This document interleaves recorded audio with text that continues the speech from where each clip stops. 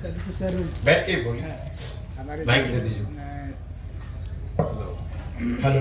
सबसे पहले तो यहाँ के जो है प्रिंट और इलेक्ट्रॉनिक्स मीडिया की ओर से आपकी जो है पद यात्रा के लिए बहुत बहुत शुभकामना। दूसरी बात है कि जो आप सर यहाँ जो है 15वां महीना आपका जो है चल रहा है, 16वां महीना, 15 महीना 2 दिसंबर को पूरा हो गया, 16वां महीना चल रहा है। इसमें सर सरकार की अरबों खरबों की योजना चली है, बिहार सरकार की, केंद्र सरकार, दोनों की मतलब टाइम में आपको क्या लगा जो किस तरह की योजनाओं का लोगों के पास पहुंचा होगा इसका लाभ? नहीं, देखिए, अगर योजना स्पेसिफिक अगर आपको बात करनी है तो केंद्र सरकार की 4 बड़ी योजनाएं चल रही हैं अभी जमीन पर। पहली योजना है प्रधानमंत्री गरीब कल्याण योजना, जिसमें लाभार्थियों को 5 किलो अनाज प्रति माह मिलना है। जमीनी हकीकत ये है कि लोगों को 5 किलो नहीं 4 किलो अनाज ही प्रति माह मिल रहा है। ऐसा इसलिए है कि प्रखंड के स्तर पर जो अनाज आता है प्रधानमंत्री गरीब कल्याण योजना में, उसमें करीब 20% की चोरी होती है। 35 से 40 रुपया प्रति क्विंटल की दर से यहाँ के जो अधिकारी हैं और जनप्रतिनिधि हैं वो पैसा लेते हैं। ज़्यादातर जगह पर लोग बताते हैं कि जो विधायक हैं वो भी प्रति माह इस अनाज में से 6 से 8 रुपये उनकी भी उनका जो हिस्सा है वो भी 6 से 8 रुपये प्रति माह प्रति क्विंटल है। इस चोरी की वजह से 35 से 40 रुपये प्रति क्विंटल का जो चोरी हो रहा है, उसी वजह से लाभार्थियों को 5 किलो नहीं 4 किलो अनाज ही बिहार में मिल रहा है। दूसरी जो केंद्र सरकार की बड़ी योजना है वो है आवास योजना, प्रधानमंत्री आवास योजना, जिसको गांव देहात में लोग इंदिरा आवास योजना के नाम से जानते हैं। ज़्यादातर इसके जो लाभार्थी हैं वो अभी भी इंदिरा आवास योजना वाले ही हैं। प्रधानमंत्री आवास योजना के लाभार्थियों की संख्या करीब नगण्य है, लेकिन जिन लोगों को भी इसका लाभ मिला है, जिसमें 1,40,000 रुपया आवास बनाने के लिए मिलना है, उसमें भी 25,000 से 40,000 रुपये तक लोगों को घूस देना है, तभी उनको इंदिरा आवास, प्रधानमंत्री आवास का योजना का लाभ मिल सकता है। और ये जो पैसा है ये जनप्रतिनिधियों और अधिकारियों के बीच में बंट रहा है। जहां पर जनप्रतिनिधि पैसा नहीं ले रहे हैं वहां पर भी 20 से 25,000 अधिकारियों का जो हिस्सा है वो तो वो लेंगे ही लेंगे। और एक पूरी व्यवस्था बनी हुई है। प्रधानमंत्री आवास योजना में आपका नाम अगर लिखा जाना है लाभार्थी के तौर पर तो उसके लिए 1,000 रुपया लगेगा। अगर घर का फोटो लेकर भेजेगा उसके लिए 2,000 रुपया लगेगा। पहली किस्त जारी होगी तो उसमें 10,000 रुपया लगेगा। एक व्यवस्था बनी हुई है। तीसरी केंद्र सरकार की बड़ी योजना है स्वच्छ भारत अभियान की, जिसमें लाभार्थियों को 12,000 रुपया शौचालय बनाने के लिए मिला है। 2-3 बरस पहले बिहार के ज़्यादातर पंचायतों को ODF घोषित कर दिया गया। जो जनप्रतिनिधि हैं और अधिकारी हैं उन्होंने लिखकर सर्टिफाई किया कि बिहार में ज़्यादातर पंचायत ODF हो गए। सच्चाई जमीनी हकीकत यह है कि शायद ही कोई ऐसा गांव है जहां खुले में शौच आज भी जीवन की सच्चाई नहीं है। ऐसा इसलिए है कि शौचालय की इस योजना में 2,000 रुपये प्रति शौचालय अधिकारियों ने पैसा लिया और लाभार्थियों को जो पैसा जारी किया गया 10,000 रुपया, वो भी एक ही शौचालय के साथ फोटो खिंचाकर 4 लाभार्थी 5 लाभार्थियों को जारी कर दिया गया। किसी ने इसकी चिंता नहीं की कि एक्चुअली में शौचालय बने कि नहीं, उसका उपयोग हो रहा है कि नहीं। तो ये पूरा ODF जो है वो कम से कम बिहार में जितने 12 जिलों में मैं गया हूँ कम्प्लीटली फार्स है। चौथा एक जो केंद्र सरकार की बड़ी योजना है वो मनरेगा है। मुझे ऐसा लगा था कि जब मैं पैदल चलूंगा तो मुझे गांव देहात में मनरेगा का काम होता दिखेगा, इसलिए कि यहाँ बहुत गरीबी है, भूमिहीन लोग बहुत हैं, लोग मजदूरी करते हैं। अभी तक 15 साढ़े 15 महीनों में मुझे मनरेगा का कोई सक्रिय काम होता दिखा ही नहीं है। लोग जरूर ये बताते हैं कि भैया ये मिट्टी भरा गया है मनरेगा में, या ये वृक्ष लगाया गया है मनरेगा में, या पंचायत भवन या आंगनबाड़ी का जो केंद्र है उसको मनरेगा के मजदूरों की मदद से बनाया गया है, लेकिन मनरेगा का कोई सक्रिय काम होता मुझे अभी नहीं दिखा है। जब उसको मैंने आंकड़ों में देखा तो पता चला कि पिछले वर्ष मनरेगा में बिहार सरकार का यूटिलाइजेशन है 39%। मतलब अगर 100 रुपया मनरेगा के लिए दिल्ली से आ सकता था बिहार के लोगों के लिए, तो 60 रुपया 61 रुपया तो हम लोग लेकर ही नहीं आए, वो पैसा दिल्ली में सरेंडर हो गया। और जो 39-40 रुपया आया उस मनरेगा में PC का जो दर है, भ्रष्टाचार का जो दर है वो 40 से 50% है। सबसे ज्यादा चोरी अगर कहीं है तो मनरेगा के फंड में है। तो कुल मिला जुलाकर 100 रुपया के बजाय जमीन पर 20-25 रुपया ही मनरेगा के तहत पहुंचा है। ये 4 केंद्र सरकार की बड़ी योजनाओं की जमीनी हकीकत है। राज्य सरकार की जो 4-5 बड़ी योजनाएं चल रही हैं, उसमें एक सबसे बड़ी योजना, सबसे बड़ी तो नहीं लेकिन बड़ी योजना जिसकी घोषणा नीतीश कुमार ने 2015 में की थी, वो है युवाओं को, बेरोजगार युवाओं को 1000 रुपए की मासिक सहायता। 15 में ये अनुमान किया गया था कि 18 साल से 35 साल के हर बिहार के बच्चे को जो बेरोजगार है, अगर उसको 1000 रुपए का मासिक सहायता दिया जाए तो उसको कहीं बाहर नहीं जाना पड़ेगा मजबूरी में मजदूरी करने के लिए। उस समय का अनुमान था कि इस योजना को लागू करने में करीब करीब 10 से 12 हजार करोड़ रुपया हर साल का खर्च होगा, जो बिहार सरकार के बस की बात है, कोई बहुत बड़ा पैसा नहीं है। आज तक इस योजना को न शुरू किया गया, न किसी को इसका लाभ मिला, न कोई पत्रकार पूछता है, न कोई हमें आज तक मिला जिसको 1000 रुपया कभी मिला। योजना को शुरू ही नहीं किया गया। दूसरी एक योजना है स्टूडेंट क्रेडिट कार्ड की। ये बिहार में एक अध्ययन कराया था मैंने 2015 में, तो पता चला कि 1/3 से ज़्यादा परिवार यहाँ ऐसे हैं जो 12वीं के बाद अपने बच्चों को पढ़ाने की स्थिति में नहीं है। उनकी आर्थिक स्थिति ऐसी नहीं है जो अपने बच्चों को 12वीं के बाद आगे पढ़ा सके। इसलिए योजना बनाई गई कि अगर सरकार की गारंटी पर बैंक से पैसा मिल जाए ताकि लोग आगे की पढ़ाई कर सकें, जब उनको नौकरी मिल जाएगी तो वो पैसा वापस कर देंगे। उस समय का अनुमान था कि इसमें करीब 1,25,00,000 लोगों को इसका लाभ मिलेगा। बिहार सरकार का अपना आंकड़ा बता रहा है कि पिछले 10 वर्षों में 9 लाख बच्चों को ही इसका लाभ मिला है। इस योजना को भी करीब करीब ठंडे बस्ते में डाल दिया गया। तीसरी जो राज्य सरकार की बड़ी योजना है वो है नल जल योजना, जिसकी चर्चा आप लोग खूब करते हैं। 2015 में अनुमान किया गया कि अगर 25,000 करोड़ रुपया 5 वर्ष में खर्च किया जाए तो बिहार के हर घर में नल से पानी पहुंच जाएगा। योजना बनी, नल जल योजना, पैसा बटा, बंगरबाट हुआ। सरकार का दावा है कि 2/3 घरों में नल से पानी पहुंच गया है। जमीनी हकीकत यह है कि 2/3 से ज्यादा घरों में नल का पानी नहीं पहुंचा है। योजना या तो ठीक से बनी नहीं, या बनी तो बनकर चल के बंद हो गई, या फिर रख रखाव के अभाव में चोरी होने के कारण से वो योजना बंद पड़ी हुई है। तो 2/3 घरों में आज भी नल से पानी नहीं पहुंचा है। चौथी जो सबसे बड़ी योजना राज्य सरकार की थी वो थी नाली गली के पक्कीकरण की योजना।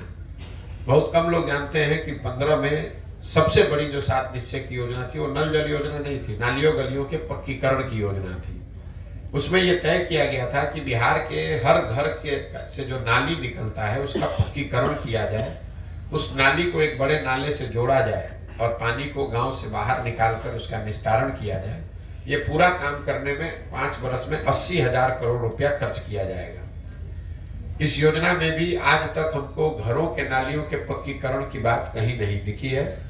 गांव में सड़क के किनारे जरूर कुछ बेतरतीब तरीके के नाले बनाए गए हैं, इसका ये दिखाता है कि योजना में पैसा निकाला गया, लेकिन गांव में वो नाले बनाए गए। उन नालों को ना घरों के नालियों से जोड़ा गया, ना नालों से बाहर पानी निकालने की व्यवस्था की गई।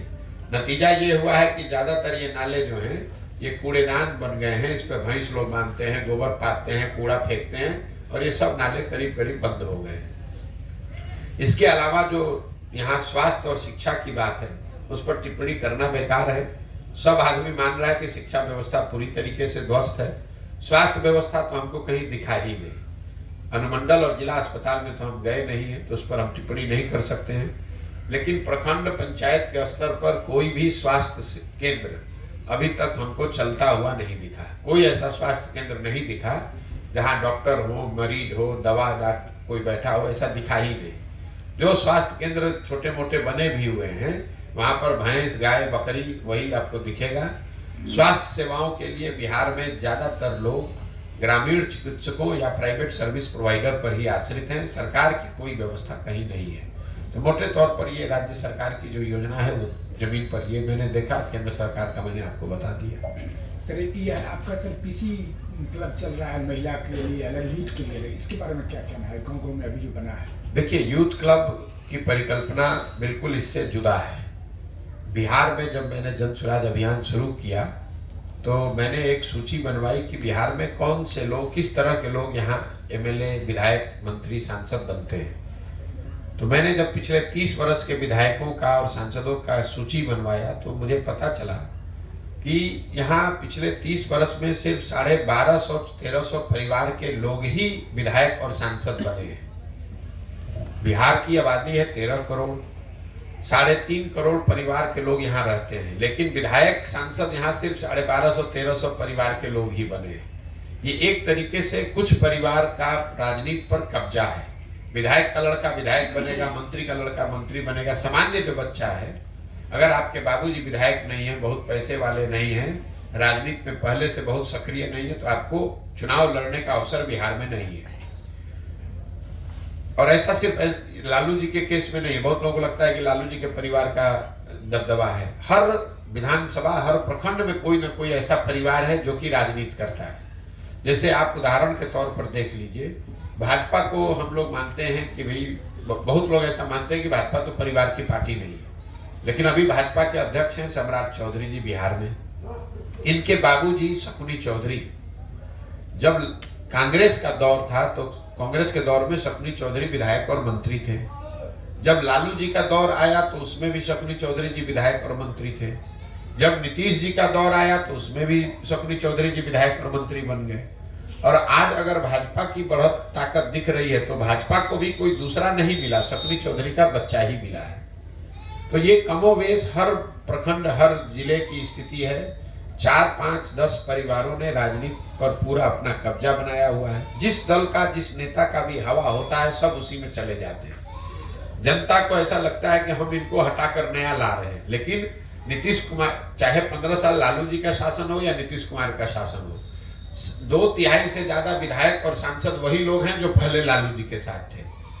इस व्यवस्था को तोड़ने के लिए जन सुराज में हमने एक व्यवस्था बनाने का प्रयास किया है, जिसमें जन सुराज का ये संकल्प है कि पूरे बिहार से 1 लाख बच्चों को, जो राजनीतिक सामाजिक जीवन में आना चाहते हैं, जो बड़े बाप के बच्चे नहीं है लेकिन राजनीति में आकर अपने लिए जगह बनाना चाहते हैं, ऐसे 1 लाख बच्चों को, मतलब हर पंचायत में 8 से 10 ऐसे बच्चों को राजनीति में लाने की जो जिम्मेवारी है, उनको प्रशिक्षण है, उनको व्यवस्था है, उनको हाथ पकड़कर आगे बढ़ाने की बात है, वो जिम्मेवारी जन सुराज ने ली है। जन सुराज के माध्यम से मेरा प्रयास है कि हर प्रखंड में 8 से 10 ऐसे बच्चों को चिन्हित किया जाए जो सामाजिक राजनीतिक जीवन में अपने लिए पहचान बनाना चाहते हैं, आगे 4 वर्ष, 5 वर्ष, 10 वर्ष में चुनाव लड़ना चाहते हैं। और ऐसे बच्चों को इन क्लबों के माध्यम से संगठित किया जाए और उनको प्रशिक्षित किया जाए, ताकि आने वाले समय में अपनी क्षमता के अनुसार ये बच्चे वार्ड सदस्य लड़े, मुखिया लड़े, सरपंच लड़े, विधायक लड़े, जो जिसकी क्षमता हो उनको आगे बढ़ाया जा सके। इसीलिए ये क्लब बनाए जा रहे हैं। और एक सब था और कुछ किसी से पूछना।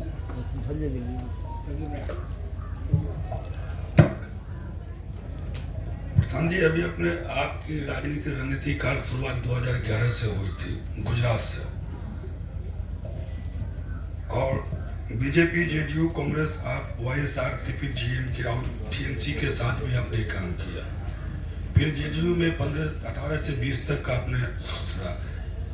इन सब दलों के साथ रहने के बावजूद भी आप एक नए दल की तैयारी में हैं। तो आने वाले दिनों में अगर इन दलों को समर्थन के करीब जनता ला देती है तो ये किन दलों के साथ जाएगी फिर?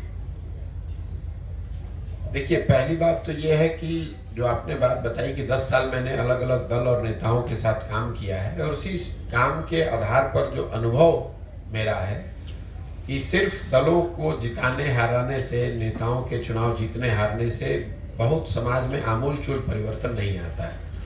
ये मेरा अपना 10 साल का अनुभव रहा है। जैसा आपने लिस्ट गिनाया, हमने करीब करीब सभी नेताओं के साथ, बड़े दलों के साथ काम किया है।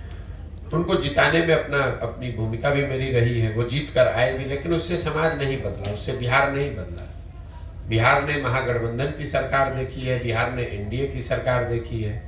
हम बिहार के नागरिक होने के नाते हम लोगों ने कांग्रेस UPA की सरकार दिल्ली में भी देखी है, और अभी मोदी जी NDA की भी सरकार देख रहे हैं। इन सारी कॉम्बिनेशन से बिहार से गरीबी नहीं खत्म हुई, यहाँ से पलायन नहीं रुका, यहाँ फैक्ट्रियाँ नहीं लगी, यहाँ के लोगों का जीवन स्तर नहीं सुधरा। तो मेरा अपना 10 साल का जो अनुभव है कि जब तक समाज के स्तर पर प्रयास नहीं किया जाएगा, तब तक राजनीति के जरिए कोई बहुत बड़ा आमूल-चूल परिवर्तन नहीं लाया जा सकता है। तो अपने 10 साल के अनुभवों के आधार पर जो मैंने परिकल्पना बनाई है, 2 बरस लगे, 3 बरस लगे, 5 बरस लगे, समाज के स्तर पर जाकर प्रयास किया जाए।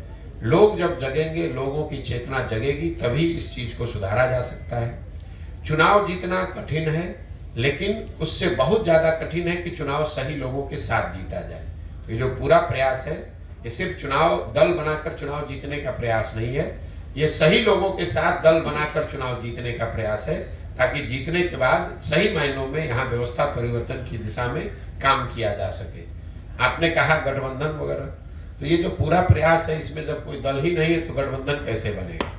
गठबंधन का कोई सवाल नहीं है। जब दल बनेगा तो ये जो पूरी परिकल्पना है, इसमें आप यकीन रखिए, या तो हम अर्श पर मरेंगे या फर्श पर मरेंगे, बीच में आने की कोई संभावना नहीं। अगर समाज को ये बात समझ में आ जाए तो इतनी सीट मिलेगी कि आपको किसी को गिनने की जरूरत नहीं पड़ेगी, किसी से गठबंधन की जरूरत नहीं पड़ेगी। लेकिन अगर इतने सारे प्रयास के बावजूद भी समाज को ये बात समझ में न आए तो 2-4-10 सीट भी नहीं मिलेगा, 0 सीट आएगा, तो फिर उस स्थिति में भी गठबंधन की जरूरत नहीं है। तो वो बिल्कुल क्लियर है, कहीं किसी तरह का कोई जोड़ तोड़ गठजोड़ गठबंधन उसकी जरूरत ना है ना होगी। या तो बात जनता के समझ में आएगी और जनता इसको एक नए विकल्प के तौर पर स्थापित करेगी, जनता का राज बनाएगी। अगर उनको नहीं समझ में आएगा तो जैसे चल रहा है वैसे चलता रहेगा। सर, एनडीए और आईएनडीए में पीएम पद को लेकर के रस्साकसी चल रही है, और एज ए मतलब बहुत ज्यादा भविष्य वक्ता, राजनीतिक विश्लेषक के रूप में आपका इसमें क्या मानना है, जो कि आईएनडीए में पीएम पद को लेकर के बहुत ज्यादा रस्साकसी चल रही है? मुझे कोई रस्साकसी नहीं दिख रही है। पहले आप अपना गठबंधन बनाइएगा, चुनाव लड़िएगा, जीतिएगा, तब ना। प्रधानमंत्री का पद तो बहुत बड़ी बात होती है। बिहार में बड़बोलापन यहाँ के सामाजिक राजनीतिक जीवन की सच्चाई है।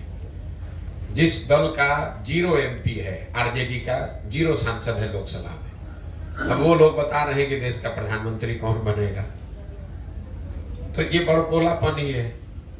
भाई आपको पूछ कौन रहा है? प्रधानमंत्री कौन बनेगा ये तय तो वो पार्टियां कर सकती हैं जिनके सांसद जीत कर आते हैं। आपका 0 सांसद जीता हुआ है और आप खड़े होकर कह रहे हैं कि प्रधानमंत्री कौन होगा। ये तो ऐसे हुआ कि हम यहाँ से बैठ के बोले कि अमेरिका का राष्ट्रपति कौन होगा। ये तो आपकी मानसिकता को दर्शाता है कि आपको न समझ है न कुछ आपकी सोच है, जबरदस्ती का कुछ बात किए जा रहे हैं। आपने कहा कि इंडिया में प्रधानमंत्री पद को लेकर रस्साकसी है। मेरे भाई, अभी तो इंडिया गठबंधन के 3-4 खाली बैठक हुई है, अभी तो कार्यक्रम तय नहीं हुआ, सीट एडजस्टमेंट तय नहीं हुआ, यही नहीं पता है कि वो लोग चुनाव कैसे लड़ेंगे, तो रस्साकसी क्या होना है? तो कॉमन सेंस की बात है। इंडिया गठबंधन में सबसे बड़ा दल कांग्रेस है, तो स्वाभाविक तौर पर उस दल इंडिया गठबंधन का नेतृत्व भी कांग्रेस के पास ही रहेगा। आप चाहे जितना हल्ला मचा लीजिए, सबसे बड़ा दल वहां कांग्रेस है, तो कांग्रेस को छोड़कर कोई दूसरा आदमी उसका नेतृत्व कैसे करने लगेगा? मान लीजिए कि कांग्रेस छोड़ भी दे तो दूसरा बड़ा दल टीएमसी है, वो छोड़ देगा तो तीसरा बड़ा दल डीएमके है। बिहार के दलों का उसमें क्या है? बिहार के दलों का तो कोई, बिहार में तो 40 में से 39 सांसद एनडीए के जीते हुए हैं, तो यहाँ के दलों की क्या भूमिका उसमें होगी? अपने वो मुंह मियां मिट्ठू बन रहे हैं। कौन पूछ रहा है बिहार के नेताओं को वहां पर? हमको तो नहीं लगता है कि देश की राजनीति में कोई नीतीश कुमार को पूछ रहा है। अपने से आप पटना में बैठ के जो बोलना है बोल दीजिए। और सर, आप यहाँ पर मिथिलांचल में आपकी जो है पद यात्रा समाप्त की ओर है, अब आप जाएंगे बेगूसराय यहाँ से, तो आप कुछ मैथिली के लोगों से मिले, कुछ मैथिली सीखे, या मैथिली में कैसा लगा लोगों का? नहीं, जो भी संवाद होता है मैथिली, लोग तो मैथिली में ही बोलते हैं। तो कुछ हम मैथिली जैसे बजने सिखा लिए? बजने सिखा नहीं सीखे हैं, लेकिन हम मैथिली समझते हैं। लोग जो बोलते हैं उसको हम हिंदी में जवाब देते हैं। और मेरा अपना स्वभाव है कि जब जिस भाषा पर मेरी पकड़ नहीं है उस पर जबरदस्ती कुछ बोलने का फायदा नहीं है। वो उससे उस भाषा का भी अपमान है। शब्द का चयन या जो जिस तरीके से उसको बोला जाना चाहिए, अगर हमको नहीं बोलने आता है तो बोलकर उस भाषा का भी अपमान करेंगे। मैथिली इतनी रिच भाषा है, लोग बोलते हैं, हम सुन रहे हैं, हम बोल नहीं सकते, हमारी वो कमजोरी है, हमको नहीं बोलने आता है। नहीं बोलने आता है तो बेहतर है कि हम न बोलें, बजाय इसके कि उसको गलत तरीके से बोलें।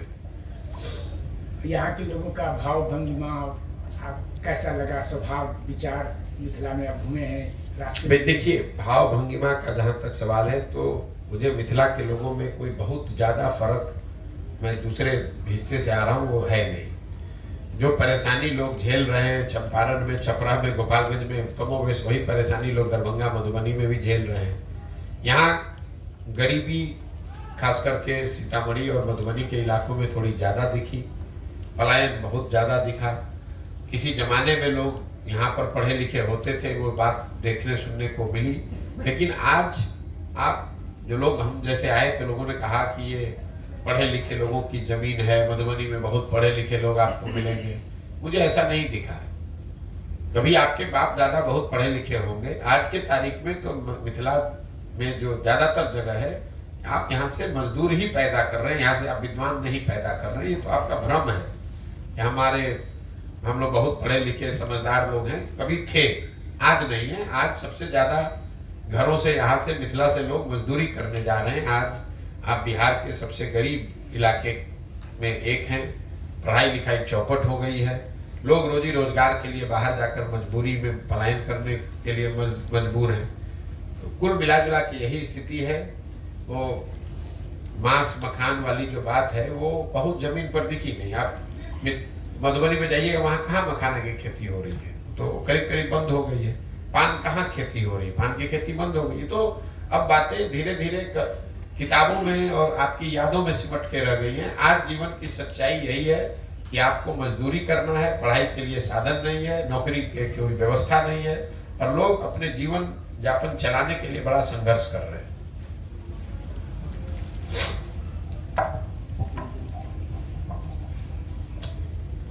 आप जदयू, बीजेपी, टीएमसी सभी का राजनीतिक कर रहे हैं, तो अब आप और आपका वैचारिक मिलन वाली पार्टी कौन है? मेरा जब हमने काम किया तो कोई वैचारिक मिलन की जरूरत नहीं है। हमने उस काम को प्रोफेशनल तरीके से किया है। जिसका काम, जिसकी जिम्मेवारी ली, उस काम को किया। मेरी जो अपनी विचारधारा है वो विचारधारा आपको जन स्वराज की विचारधारा में दिख रही है। अगर मेरा वैचारिक मिलन किसी दल से होता तो उसी दल में हम शामिल रहते। किसी से मेरा वैचारिक मिलन नहीं है, इसीलिए किसी दल में नहीं है, हम अपनी व्यवस्था बना रहे हैं। क्या बिहार में आपकी पार्टी किसी पार्टी से समझौता करेगी? तो सवाल भैया पूछ चुके, क्योंकि जब हमारा पार्टी है नहीं तो समझौता करने का सवाल कहाँ होता है। बिहार में अभी सभी जातियों की अपनी अपनी पार्टी है, तो आपकी पार्टी किस जाति का है? ये तो आपका भ्रम है। किस जाति का कौन पार्टी है हमको तो नहीं मालूम है। आप पहले हमको बता दीजिए कि कौन सी जाति का कौन पार्टी है, तो हम बता देंगे कि हमारे ये जन स्वराज किस जाति का होगा। मतलब भाजपा किस जाति की पार्टी है हमको तो नहीं मालूम है।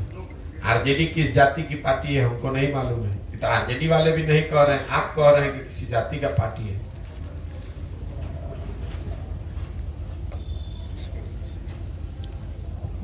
सर मिथिलांचल में आकर सर आपको कैसा लगा?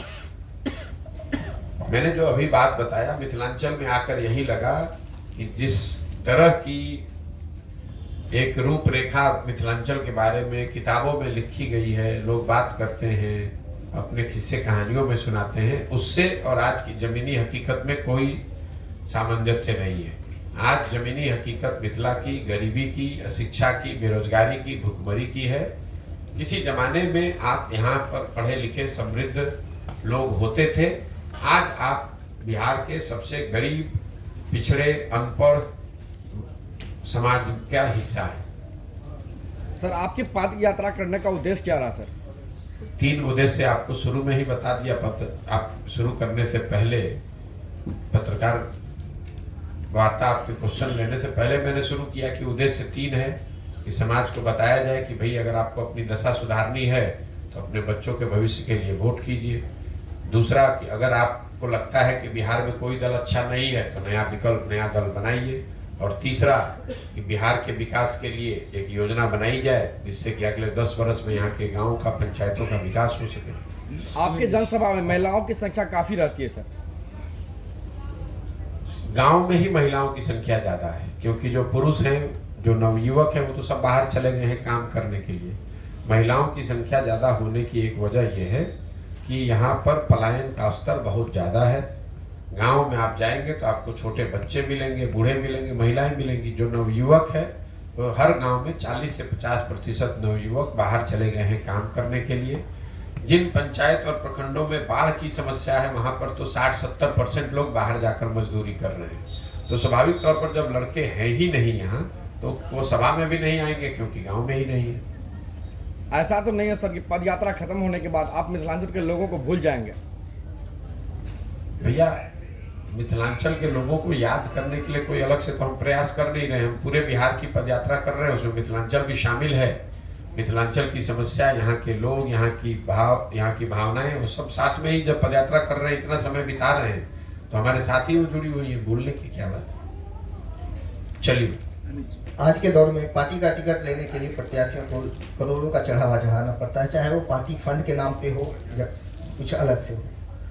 भविष्य में नया विकल्प के तौर पे अगर आपका दल आता है तो प्रत्याशियों का चयन का आधार क्या होगा? चयन का आधार समाज है। ये मैं रोज अपनी सभाओं में कहता हूँ कि जो भी जन सुराज से उम्मीदवार होगा उसको लड़ाने की जिम्मेवारी पार्टी की है, पार्टी की होगी, और उसके लिए संसाधन की व्यवस्था भी जहां तक हो सकेगा वो पार्टी की ओर से ही किया जाएगा। चयन का आधार जिसको भी समाज अपने में से चुनकर निकाले वही उम्मीदवार होगा। प्रशांत किशोर जी को राजनीति का जो है सो बहुत बड़ा ये कहा जाता है, यह एक प्रयोग आप अपने ये कर रहे हैं या पूरे बिहार के लिए? ये प्रयोग बिहार के लिए कर रहे हैं, बिहार के लड़के हैं। मेरी अपनी समझ है कि बिहार में अगर भगवान ने हमको शक्ति बुद्धि दी है तो मुझे ये प्रयास करना चाहिए, इसलिए बिहार के लोगों के लिए कर रहे हैं। ठीक है भैया, बहुत बहुत धन्यवाद। एक सवाल और, सरकारी योजना दम तोड़ रही है, आपके माइंड सेटअप में क्या है कि सरकारी योजना डायरेक्ट लोगों को, लाभार्थी को मिले, इस पर किस तरह से काम सोचे हुए हैं कि उसका बेनिफिट जो है डायरेक्ट लोग को मिले? सरकारी योजना दम इसलिए तोड़ रही है क्योंकि बिहार में सत्ता और संसाधन दोनों का केंद्रीकरण हो गया है। पूरी व्यवस्था 2 मंत्री नीतीश कुमार, तेजस्वी यादव और 4-5 अफसर मिलकर चला रहे हैं। तो जब आप सत्ता और संसाधन का इस तरह से केंद्रीकरण कर देंगे तो स्वाभाविक तौर पर योजनाएं दम तोड़ेंगी, क्योंकि जमीनी हकीकत जो जिनके लिए योजना बनाई गई है उनको पता ही नहीं है, उनकी कोई भागीदारी नहीं है। वहां पर बिहार सरकार का बजट है 2,46,000 करोड़ और उसकी 60% राशि सिर्फ 2 ही लोगों के पास है, वो है तेजस्वी यादव और नीतीश कुमार। तो 2 लोग और उनके 4-5 अफसर वही मिलकर चला रहे हैं। तो बहुत ज्यादा जो सत्ता और संसाधन का केंद्रीकरण हुआ है, इसी की वजह से बिहार में सरकारी योजनाएं जमीन पर लागू नहीं हो रही हैं। तो जन सुराज का या मेरी सोच ये है कि बड़े पैमाने पर सत्ता और संसाधन का विकेंद्रीकरण होना चाहिए। जिन लोगों के लिए योजनाएं बनाई जा रही हैं उनको योजनाओं के बनाने में और उसके क्रियान्वयन में शामिल किया जाना चाहिए, तभी ये सुधार हो पाएगा। मिथिलांचल में पदयात्रा का रिस्पांस कैसा रहा? ये तो आप आकलन कीजिएगा कि रिस्पांस कैसा रहा। हम तो जो आदमी घोड़े पे बैठा है उसको क्या समझ में आएगा कि नहीं तो क्या हम लोग तो एक प्रखंड या एक पंचायत है। तो भाई आप अपने प्रखंड में आप देखिए कि क्या रिस्पांस है। जो आपके प्रखंड में होगा वही दूसरे प्रखंड में भी हो। रिस्पांस क्या है ये तो हमारे पास कोई थर्मामीटर है नहीं कि हम लगा कर देखें कि रिस्पांस अच्छा है कि खराब है। हम अपना काम कर रहे हैं, रिस्पांस अच्छा हो तो भी, खराब हो तो भी। हमारी जिम्मेवारी है, हमको इसको करना है। 5 आदमी आएगा तो भी करेंगे, 500 आदमी आएगा तो भी करेंगे।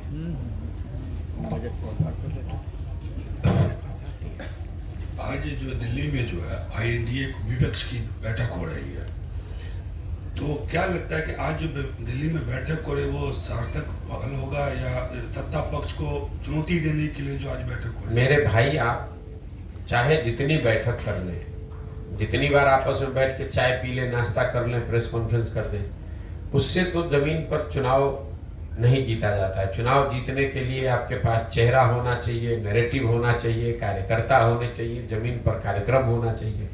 दिल्ली में बैठिए कि बंगलोर में बैठिए कि मद्रास में बैठिए, उससे तो कोई फर्क नहीं पड़ने वाला। वो तो एक स्वाभाविक प्रक्रिया है, बैठक हो रही है, बैठक होने दीजिए।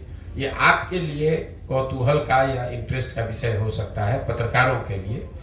जनता जो यहाँ बैठी है, जो रोड पे चल रही है, उनके लिए कोई मुद्दा नहीं है। उनके लिए मुद्दा तो तब होगा दरभंगा में आकर, यहाँ पर ब्लॉक में, यहाँ पर गांव में अगर कुछ इंडिया का एक्टिविटी होगा, तब लोगों के लिए वो जागरूकता का या उनके लिए समझ का, निर्णय का विषय बनेगा। दिल्ली में बैठकर कोई मीटिंग कर रहा है, उससे मधुबनी में, दरभंगा में, सीतामढ़ी के गांव में क्या फर्क पड़ता है? कोई फर्क नहीं पड़ेगा। बोले सत्ता तक पहुंचने के लिए धार्मिक भावनाओं को भी ठोस पहुंचाया जाता है। जैसे अभी नीतीश जी के करीबी हैं देवेश चंद्र ठाकुर, उन्होंने शिव जी को जो है विनाश की देवता बोल दिए। इस बारे में आपका क्या कहना होगा? मैं बेकार के फालतू वक्तव्यों पर जवाब देना उचित नहीं समझता हूँ। किसने क्या कहा, किसने क्या कहा, वो हमारा ठेका हमने थोड़ी ना ले रखा है कि कौन क्या बोला उस पर हम जवाब दें। बिहार में राजनीति की ये सच्चाई है। यहाँ पर आप लोगों की नज़र में या सामान्यतः लोगों की नज़र में नेता वही है जो मूर्ख है, जिसको शर्ट के ऊपर गंजी पहनना है, वही यहाँ का नेता है। जो यहाँ पर भाषा विषय का जिसको ज्ञान न हो, अनपढ़ हो, बदमाश हो, उसी को आप लोग जमीनी नेता मानते हैं। अब फिर उसके बाद पूछेगा कि इन मूर्खों के सवाल के वक्तव्य पर आप टिप्पणी दीजिए। हम क्या बोलेंगे? कुछ नहीं बोलेंगे।